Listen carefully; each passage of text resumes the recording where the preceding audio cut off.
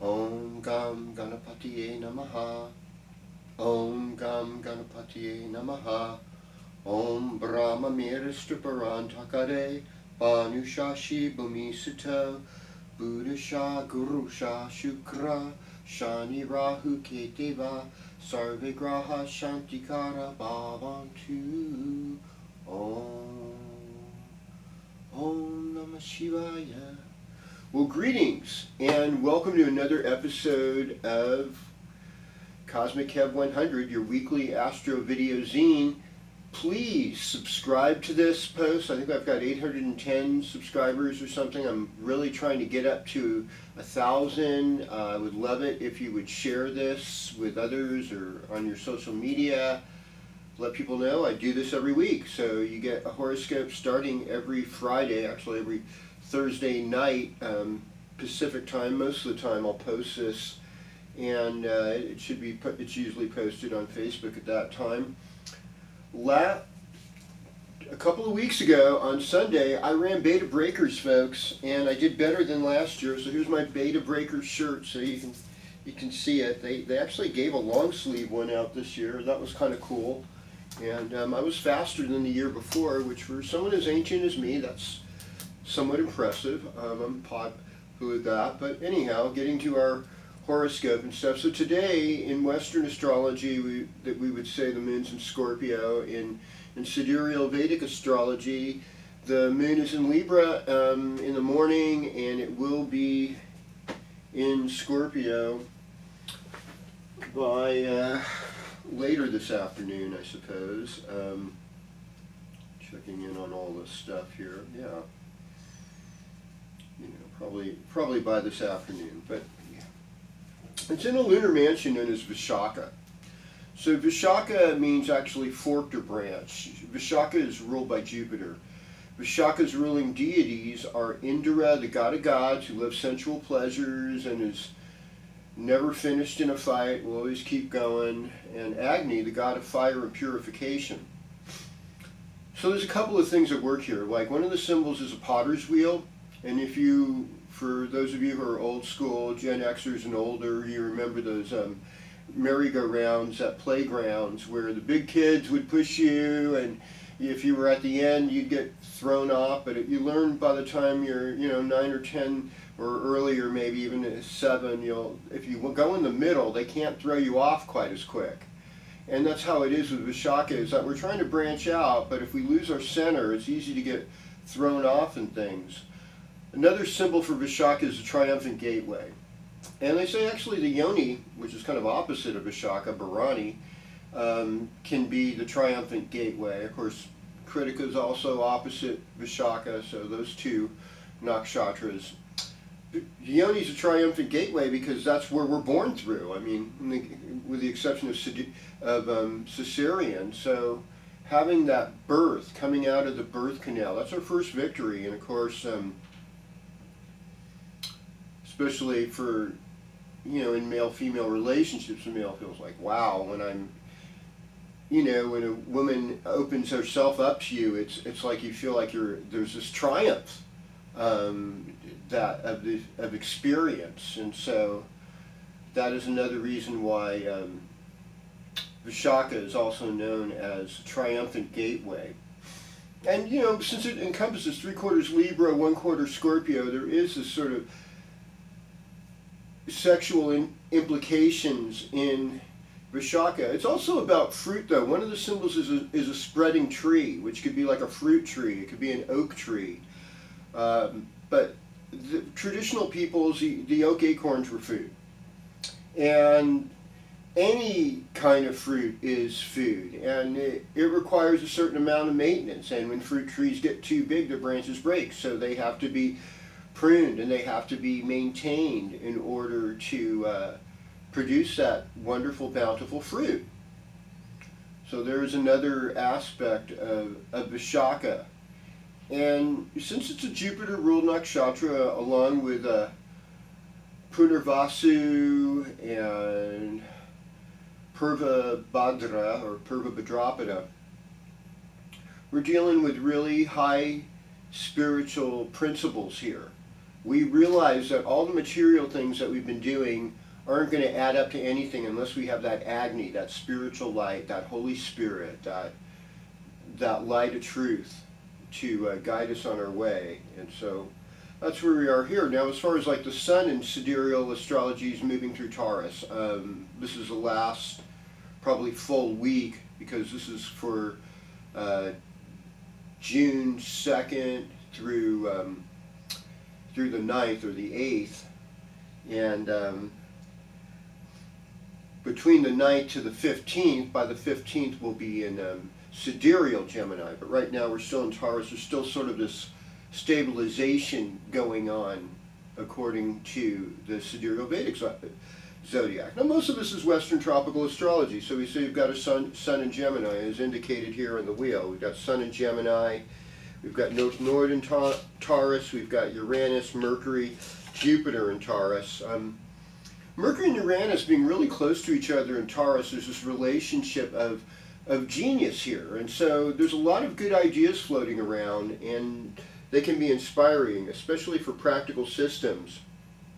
And Venus and Mars are getting closer together. In fact, Venus goes into Leo this week, and that is happening on Monday at 6:46 a.m. So there might be just a different feeling Monday. You might go to work Monday, and all of a sudden it's like, wow, everything's so flashy, you know, and so there's something to that. Now, eventually, since Venus tends to move faster than Mars, and so once we get to, but in this case though, because Venus is getting ready to go retrograde, Venus and Mars aren't really going to reach each other at that same place. And so they're never really going to conjoin, at least in the immediate, and get themselves in the little planetary war that they're sometimes known for getting into. So this is kind of an interesting thing, you know. So it's like kind of guarded passions, because Venus is going to go retrograde. That only happens once every couple of years. But Venus has been moving quickly, and so it's only been a year and a half, I guess, in the case when it does go retrograde, and that'll be towards the end of July. All right, so that's a lot of information, I suppose, to take in. And with that said, we are going to go sign by sign in your horoscope. Oh yeah, the other thing is that we have a full moon on Sunday evening. And that full moon, I believe, is in the Anurata, or rather, what's Saturday evening, rather, full moon, Saturday evening, 8:42 p.m. And I do believe that that is going to be in the nakshatra known as Anurata. So let me just determine if that is the case there. And the full moon is a full moon. Hey, wait a second. Come on now, moon. Yeah. So I would imagine, oh boy, that is really interesting. Yeah, that we are going to have this full moon. Well, it could be in Mrigashira actually by then, and so which would be Mrigashira Taurus. So that is the moon of the wanderer, you know, and so there's a sense of rambling going on. In fact, even in both cases, the moon will be in Anurata by Friday night, and then from Anurata it will go into Mrigashira by but right after the full moon or during the full moon tomorrow night. So there is this case which is a Mars ruled moon. It is it's about wandering, and there'll be this sort of bridge between Anuradha in a lot of ways is about romance, Radha, living in two different cities simultaneously, Krishna's relationship with Radha. Anuradha is considered a very fortunate good moon, and so most of Saturday will be under the guise of Anuradha. But then when we hit that full moon, we will be in that place, I believe, of Mrigashira, which is half Taurus, half Gemini. Of course, it's going to be in the Taurus half, indeed, as we are still in sidereal Taurus. So, well, no, it'll be in the Scorpio part of, what am I talking about here? Yeah, the Scorpio part. Anuradha and Jyesta are both all Scorpio, pardon me. And so, but Anuradha is ruled by Saturn, and Jyesta is ruled by Mercury. So in Mercury, we're going to see the intelligence come out in Jyesta, the oldest in seniority, and which makes sense. So I'm going to just say right now that, you know, the full moon is in Jyesta, and that's also ruled by Indra, the god of gods. So both Vishaka and Jyesta have Indra, so there's this real fight to get on top, so to speak, and to claim your seniority. It's also about being honored, though, too. A lot of graduations are going to take place and stuff, and so people get honored. In India, the traditional things to honor somebody in Jyesta is an earring or an umbrella or a talisman, and it's about Jyesta also is the one is related to Alakshmi, who made sacrifices for Lakshmi, her younger sister, to become a great goddess. And so what we see a lot of times in Jyesta is people making sacrifices for others so that they can have their greatness. So, with that said, here we go. So greetings, let's go to Aries here. Greetings, Aries, and welcome to your horoscope. I mean, you know, the Sagittarius moon in Western astrology is a moon of gaming. It's about fun. It's about celebration, and this full moon should put you in a more celebratory mode as the moon goes into Sagittarius Friday night. It'll be in Sagittarius pretty much the whole weekend. There should be this feeling of adventure and fun and philosophy. And Mars being in Leo, it's sort of like, and Venus moving there too, it's like kind of loving your children, loving your creative projects, loving where you see yourself as being passionate, and loving yourself where you see yourself moving forward. Oh man. Greetings, Taurus, and welcome to your horoscope. Well, I mean, today's buildup of the full moon is mostly in Scorpio, so that this is sort of a romantic day for you with moon in your 7th house. Now you've got a lot on your plate right now. Sun's in your 2nd house, so that deals with family, that deals with money, that deals with values, and sometimes you have to spend money in order to make money, and that can be, it can be hard sometimes. You've overall, though, with Jupiter in your 1st house, there's a sense of good fortune. There's a sense of a benefic, like somebody's watching over you. There's a Mercury and Uranus together, so you've got some pretty interesting, inspiring ideas here. And then there's a North Node as well in Taurus, South Node in your relationship house. So in relationship today, you might be feeling like, hey, you know, do I know you from somewhere? I mean, have we done this before? So there's this aspect of trying to get it together in a better way. And finding a voice is a lot about what Gemini season is. So like Gemini season for Taurus, people born in Taurus season, is basically the 21st of May through the 20th of June. So this is where you find your values, and this is where you deal with practicalities of life.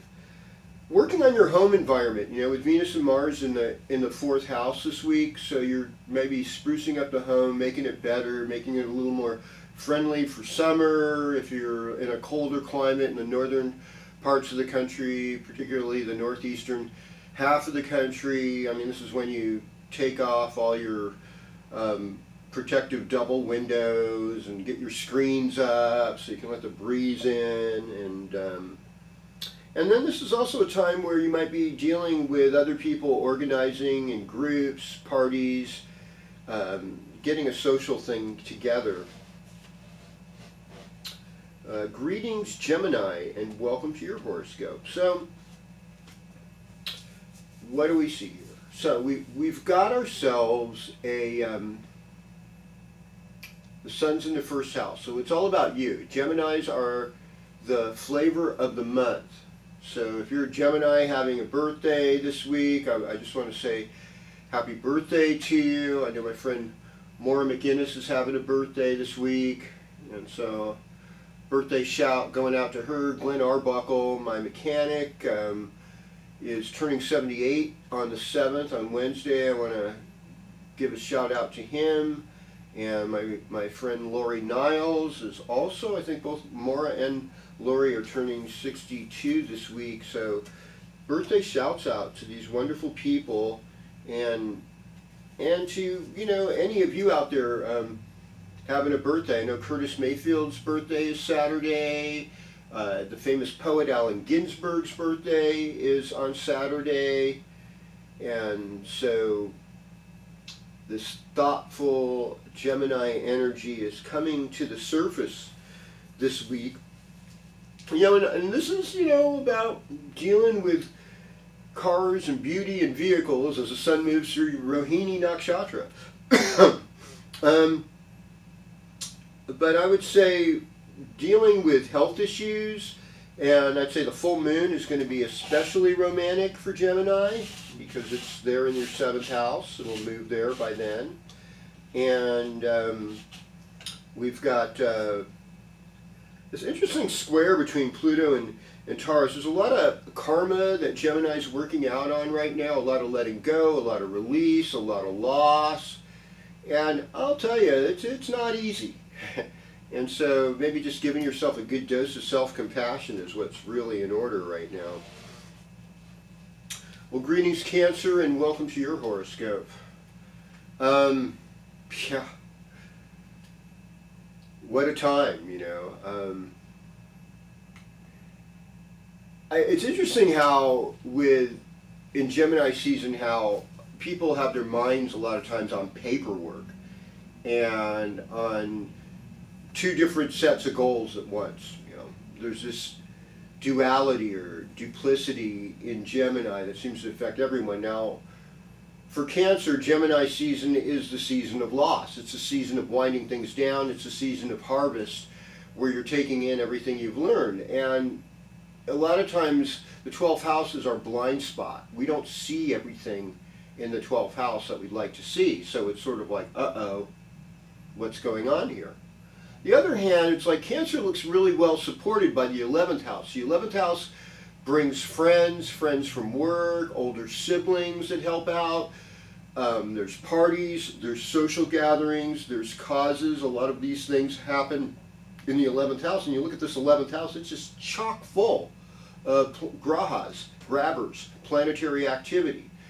There's the inspiration of Uranus, there's the mental stimulation and conversation of Mercury, there's a sort of shadowy, how could I present my alter ego of the North Node or Rahu, and of course there is the good fortune of applying the Guru's work in Jupiter. So I kind of think that Cancer, there's some good things happening, even though you're dealing with this time of just kind of letting go, loss, and release. And I think some wealth is coming to you with this Venus and Mars in the 2nd house. It's also finding a voice and learning how to communicate things when you have to defend yourself, but also when you're wanting to invite people and have more of a sense of resolution. So that is it. And I would say watching health issues this weekend, trying not to overeat, getting enough rest. That's going to be crucial for you. You might be helping out with some kind of cause this weekend. That could be part of it. Well, greetings, Leo, and welcome to your horoscope. So for Leo, Gemini time is sort of a social time. It's a time also where there could be some extra money made. There could be some benefits coming to you that need to be recognized and need to be seen. And sometimes we just have to, ask Creator, ask God, what is my relationship to money right now, and am I giving enough? And am I doing the right thing with what you've given me? So just taking some more accountability for what your resources are. There'll be a lot of social entertainment. It seems like there's a lot of work still. There's a lot of career moves and career decisions you have to make. There's a certain amount of transformation with Neptune and Saturn in the 8th house. Saturn in the 8th house is not necessarily the most fun transit to go through. It shows a lot of people kind of laying down their limits, and it interfaces with your own economic stability in some ways. And then of course Pluto in the 7th house is, it's about changing the way we look at and deal with relationships. Although this weekend, Moon in the 5th house, that looks kind of fun. It looks like it's elevating the heart, and so what we can be thankful for, I'm grateful for you. I'm grateful that I can be here and do this with you today. Let's see here. Greetings, Virgo, and welcome to your horoscope. So, Gemini and Virgo are somewhat similar in that they're both Mercury-ruled signs. We tend to think in Western astrology that Gemini is more about the macrocosm, and Virgo's about the microcosm, because of Virgo and the nitpicky things. But let's remember this. It's in Virgo that Mercury gets exalted. And so it's in Virgo that we see a lot of divine intelligence. Now, Gemini for Virgo is the midheaven. It's the 10th house. That's where we work. That's where our career is. This is how we are. And a lot of Virgo people are very versatile in what they're able to do. Some of them hold down more than 2 jobs or 2 jobs just because they're trying to make it. And they do a lot of service work. They do a lot of work that's helping other people. It doesn't necessarily make the most money, but they're plugging away at it. They serve us. And a lot of service industries, like if you're a good electrician or a plumber, well, that usually pays a little bit more. And so even a good mechanic. So a lot of times these fields require using your hands. Gemini rules the hands. They require good communication skills. Gemini requires good communication. Now here's the other thing though. You might think that things are rough for you, Virgo, right now, but actually there's this incredible blessing. There's these 4 grahas in the 9th house. The 9th house tends to be the luckiest house. And so you may not think it, but money is on its way. And I think especially when we get over this weekend hump, you're going to be a little more introspect with the moon in your 4th house. But once we get over into Monday, Tuesday, the moon's going to be in your 5th house, and your heart's going to be elevated. You're going to be uplifted. And remember, most of you Virgos are sidereal Leos. And so you're able to run a big picture, and that you're kind of on this divine mission from the ancestors, not only to lead, but to kind of entertain and uplift and to serve. That's how it works. There's sort of this progression that, we lead also with gut feelings, with spiritual practice. And that, the throne room is sort of, is also like a spiritual place too. We look at temples and churches and things like that where, we want God or the divine to be on the throne.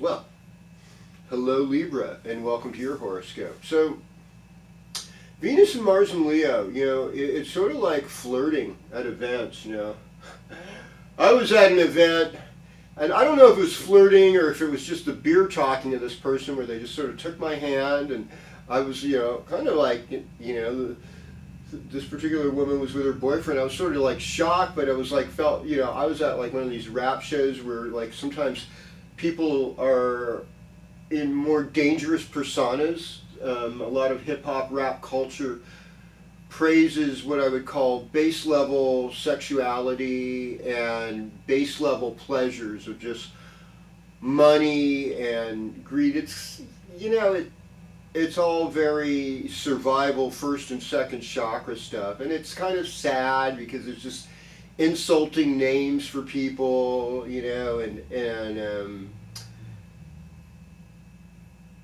it's sad when we have to elevate ourselves by putting others down. And Libra, you're so sensitive, you're aware of all this stuff. And for you, you've been going through a lot of transformation. There's a lot of change. I mean, you look at that 8th house, it's packed. There's not a lot of things in your own personal control. Now, the sun's in your 9th house. So the sun in the 9th house does bring this generous warmth of good fortune. But one of the things about the 8th house, the remedy to the 8th house is asking other people to help you. And this is a time where you really need to do that. The moon in the 3rd house is like parties in the neighborhood. It's a good time to do poetry. It's a good time to work on your own artwork. Pluto going into the 5th house, you're transforming your relationship with your children, with your creative projects. And, you know, like I said, it could be kind of a flirty, fun time at parties and things. Now we go to Scorpio. So greetings, Scorpio. Welcome to your horoscope. So today, if you're watching this Friday, and you know, especially morning, early afternoon, moon's in Scorpio. When I say Scorpio is the highest highs, lowest lows in the zodiac. Scorpio's key phrase is I create. So we're dealing with more creative energy. We're trying to put our creative energy out there so that other people understand. I mean, of course, Scorpio rules the genitals. The genitals are about procreation. And procreation and even recreation are very closely related to each other. It's creation. If Scorpio's key phrase is I create. There is the old school Scorpio is I desire. So Scorpio ruled by Mars. You know, Mars' purpose is to get rid of evil. You know, you have a good child, they help you get rid of evil in a lot of ways. That takes a lot. You know, we're concerned about humans' impact on the world, but that's largely because we're not living sustainably. We're living by the consumption of resources that don't come back that easy. There's ways we could be living in a lot more harmony in Earth, and there's many different philosophies about how to do that. But I think when we get into more traditional ecological knowledge or even traditional agriculture that's regenerative, or sustainable, we do a lot better. And that means, you know, not monocrops of just fields and fields of grains. You know, most of you are not going to probably be healthy on that kind of diet. Now, I know there's a big political cultural move towards veganism and stuff, and I get it. You know, you want to be nice to animals, nice to the earth, but I mean, if you're getting grains that were raised in a monoculture, that is horrible for the earth. That is actually releasing a lot of carbon. It's really doing a lot of horrible things. If you got your grains that are just a little bit of its grains and you're mostly eating vegetables instead on an integrated farm that actually has animals that are working with you as a team. Now, I know these people feel like can't have slaves, animals are slaves, but I think we have to realize humans and breeding and things like this, we're not in the wild. If we could all of a sudden go back to hunter-gatherers, and maybe after this next apocalypse we'll be able to do that again, then maybe you'll be okay, you know. But I think in those type of situations, most people, I mean, unless they're great meditators, spiritual people, they're not making it without some kind of animal product. But here we go. You know, this is a time for you to interface in partnership. So there's a lot of people that want to help you. A lot of times the 7th house relates to career too. So how do we lift you up in your career at this time? It's tough, you know. A lot of us work jobs that we'd rather not necessarily do, but we feel like we're stuck there. And I think there's going to be some inspiration. There's going to be some revival. Moon in Sagittarius can also, yield some more economic boons to you, so a little more money might come in this weekend. And you're showing beauty and dynamicness at work with the Leo midheaven. And you know, Gemini time is a little hard because it's 8th house. 8th house is other people's power, you know, and it's rough, you know, and so being grateful that other people are doing well is a good way to kind of release yourself. And then once again, like any 8th house transit, ask other people for help, just like I said to Libra. Greetings, Sagittarius. Welcome to your horoscope. Well, here we are. This is Gemini season. This is your partnership season. This is sort of like the eye of the hurricane between the 6th and the 8th house. So, you know, there's this emphasis on the 7th, but look at all those planets in the 6th house. It's just like, oh my gosh. So 6th house is working hard, you know. It's an Artha house, so you're creating energy. It's a Dastana house. It's a difficult house. It's a house where sometimes health challenges come up. It's a house of uncles and aunts. It's a house of small pets, dealing with small pets. Maybe a pet is injured. Maybe you're doing volunteer work. Maybe you're in an apprenticeship situation because you're working towards getting a better job and they're wanting to see if you can stick it out. Venus and Mars in the 9th house is nice. You know, that looks good for like vacation and enjoying yourself. We have in your 4th house of just personal happiness and home space, Neptune and Saturn. So it's kind of like about getting grounded and just getting a vision of like what kind of house you want to be in. How do you want to change, you know, moving the furniture around, maybe having a little altar or sanctuary for meditation. Could be outside in a garden too. It doesn't have to be inside. All of these things are being looked at and considered right now. Well. Greetings, Capricorn. Welcome to your horoscope. So Gemini time represents work, but look at all these planets in Taurus in the 5th house. If you're a Capricorn with children, they're going off. Their needs are attracting your attention. And, you know, whenever I see Uranus with Mercury together too, I definitely think sometimes in terms of like gender dysmorphia, which has been so much more common in like the last seven or 8 years compared to what it was previous to that. And a lot of it, you know, can be attributed to environmental concerns. You know, we've got weird fertilizers and pesticides that actually change genders of amphibians and other aspects of society. Certain types of injected medicines have been known to have stem cells of different genders, I've heard about. So there's all these things going on in the environment and that people are taking in within themselves that could be, you know, hazardous for their health. It reminds me of a song from the Disposable Heroes of the Hypocrisies. Everyday living has become a health risk.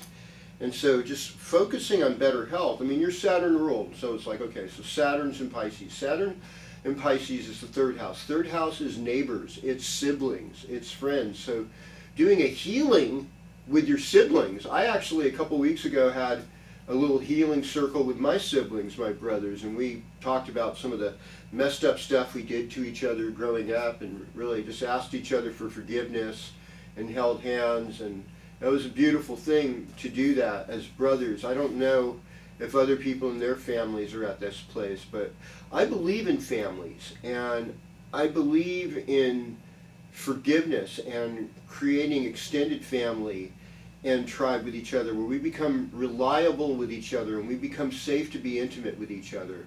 And so forgiveness is part of the way that we create safety and intimacy and transparency and admitting where we've done wrong, humility with each other. That's what's going to create the healing that we need. So be in your heart space, Capricorn. I'm sure you're going to be creative. You know, it seems like things could be kind of sexually charged because of the Leo planets, Mars and Venus right now in the 8th house. Greetings, Aquarius, and welcome to your horoscope. Here we go. So Pluto brings about change and transformation. Pluto also gives insights. You know, Pluto's pretty subtle. It doesn't carry a lot of weight as a planet. I mean, compared to Neptune's pretty big. Jupiter's huge. Saturn's pretty big. And, you know, and the sun, of course, is huge. But the moon is not that big, but it's close to us, and it affects the tide. So, but the thing about Pluto is that these outer planets, we relate a lot to the kind of technology that was associated with their discovery. So with Pluto, it was transmitters, which created radio and television. But boy, did that ever change the world. Suddenly, in an instant, you could tune into a radio and you knew what was going on the other side of the world. That was not possible before.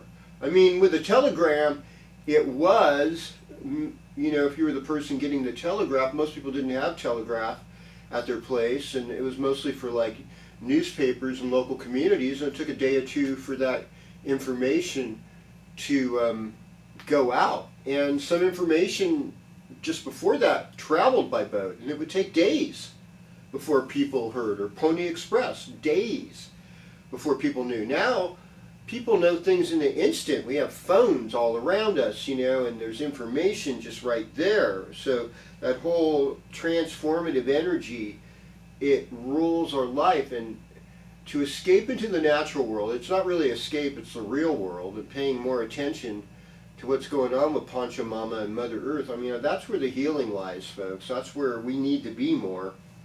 Ground yourself. That's the message. All these planets in Taurus are in Aquarius' 4th house, and it's just like, hey, ground yourself. Take some time. Do some earthing. Walk around barefoot. You know, get in the creek. Get in a river. Get in a lake. Get in the ocean if you live near the ocean. Allow yourself to have that fresh, cold splash and be embraced by the mother's waters, and feel a sense of renewal. Relationship-wise, kind of a romantic time for Aquarius. Aquarius is sort of a hot item with Venus and Mars in the 7th house. That can bring about better negotiation. It can bring out better jobs. It can bring out a job where you're able to use your creativity more.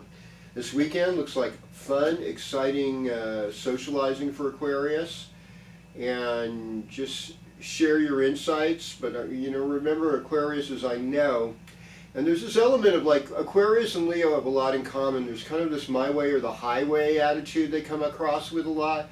It doesn't really help with negotiation, so I just want you to keep that in mind. Greetings, Pisces. Welcome to your horoscope. So Saturn in the 1st house. Saturn in the 1st house slows everything down.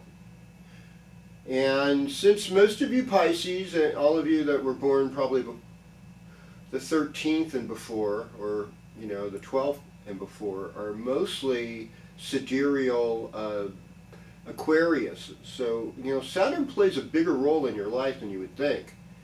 And Saturn right now being in the 1st house. And it's about, you know, being able to really slow down and look at things. But also Saturn in Aquarius in Vedic astrology is about making connections. Saturn in Pisces, I would think the same thing. It's also about releasing things. You know, releasing what you're holding on to. And this is kind of like a time to finish off whatever goals you've held on to for the last 28 years. This is it. You've got a couple years to kind of finish off what was on your plate, so you can go and start anew, renewed, with something different. And that's, you know, that kind of rings the alarm for me. I'm not even a Pisces, but I could say that, you know, Pisces is sort of like a sign that encompasses everything. Friendships, siblings. Look at all these planets in the 3rd house. Writing. I think there's something they say about people that are really successful, write down their goals, they do a lot of writing.